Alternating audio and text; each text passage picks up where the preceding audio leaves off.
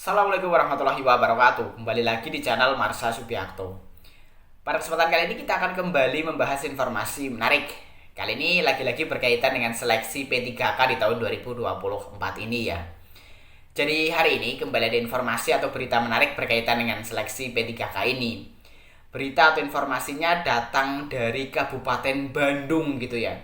Jadi kabarnya di Kabupaten Bandung hanya 25% dari total pelamar P3K tahap pertama di tahun 2024 ini yang akan diterima sebagai P3K penuh waktu gitu ya.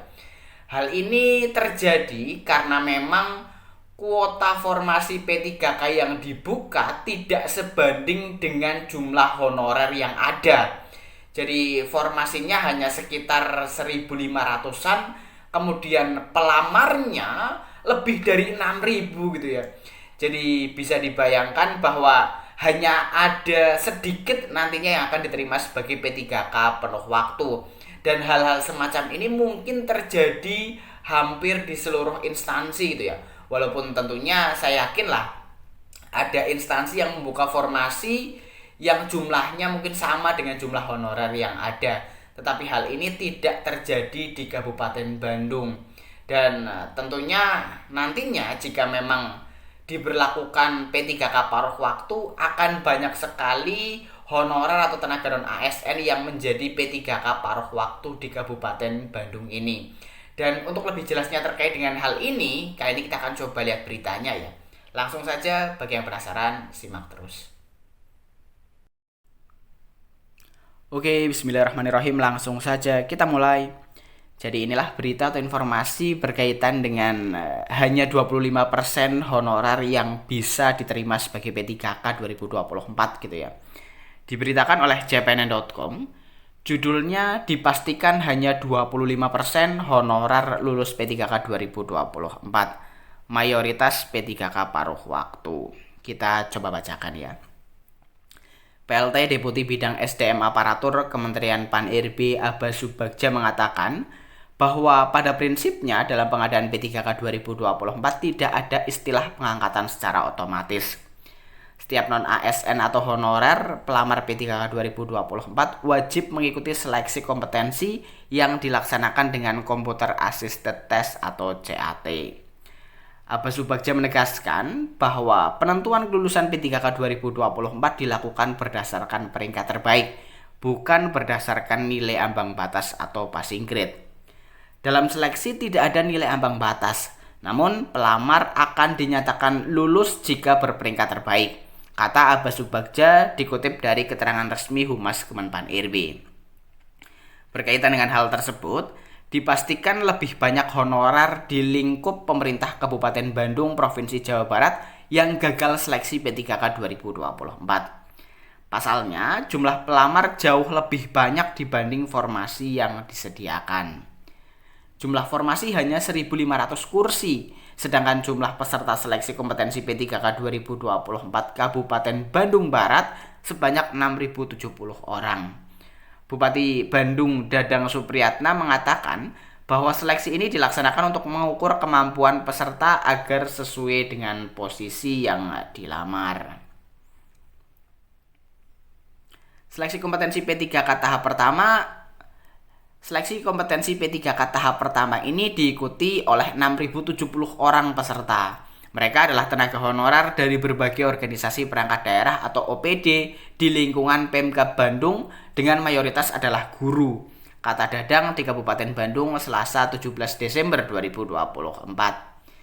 Dadang menyebutkan dari sebanyak 6.070 orang yang mengikuti tes tahap pertama ini, hanya sekitar 1.500 orang yang akan diterima sebagai ASN. Oleh karena itu, kata dia, persaingan yang ketat ini menuntut para peserta untuk mempersiapkan diri dengan maksimal. Tahun ini kita menerima 1.500 formasi P3K dan pemerintah daerah siap mengalokasikan anggaran untuk membiayai gaji P3K sesuai dengan peraturan perundang-undangan, lanjutnya. Dadang memberikan motivasi kepada para peserta agar mereka mengikuti seleksi P3K dengan sungguh-sungguh dan tidak menyia-nyiakan kesempatan tersebut. Ikuti dengan sungguh-sungguh seleksi kompetensi P3K ini. Ini adalah kesempatan yang sangat baik untuk menjadi ASN. Jangan sampai disia-siakan kesempatan ini, ujar dia. Bupati yang akrab disapa Kang DS itu juga menegaskan bahwa dirinya sama sekali tidak memiliki kewenangan untuk meluluskan peserta seleksi P3K 2024. Saya berpesan, jangan mengandalkan orang lain. Keputusan lolos atau tidaknya peserta sepenuhnya murni kemampuan sendiri. Bupati tidak punya kewenangan untuk menentukan, kata dia. Lebih lanjut, dia menyebutkan selama 3,5 tahun menjabat Bupati Bandung telah mengangkat sebanyak 9.000 lebih tenaga honorer di Kabupaten Bandung menjadi P3K. Mereka yang diangkat menjadi P3K mayoritas adalah guru dan tenaga kesehatan, kata Dadang. Tidak mendapat formasi honorer jadi P3K paruh waktu. Sebelumnya, kepada CPNN pada Sabtu 14 Desember 2024, Deputi Bidang Sistem Informasi dan Digitalisasi Manajemen Aparatur Sipil Negara BKN Suharmen mengatakan, honorer yang mendapatkan formasi akan diangkat menjadi P3K penuh waktu. Adapun honorer yang tidak kebagian formasi, dialihkan statusnya menjadi P3K paruh waktu atau P3K part-time. Honorer yang diangkat P3K penuh waktu maupun paruh waktu harus mengikuti seleksi P3K dahulu. Kalau tidak ikut seleksi ya tidak bisa diangkat ASN, kata Suharmen. Ya, jadi itulah ya berita atau informasi berkaitan dengan hanya 25% honorer yang bisa diterima atau lulus sebagai P3K di tahun 2024 ini. Dan sisanya diangkat menjadi P3K paruh waktu gitu ya. Karena memang jumlah formasi yang dibuka tidak sebanding dengan jumlah honorer yang ada. Dan mungkin hal semacam ini terjadi di banyak instansi gitu ya. Karena memang honorernya sudah sangat banyak dan anggaran yang dialokasikan untuk menggaji P3K tidak sesuai dengan jumlah honorer yang ada gitu ya. Sehingga kuota formasi P3K yang dibuka tidak sebanding dengan jumlah honorer yang ada. Akibatnya nanti kalau memang akan diangkat sebagai P3K paruh waktu, lebih banyak P3K paruh waktu di instansi tersebut.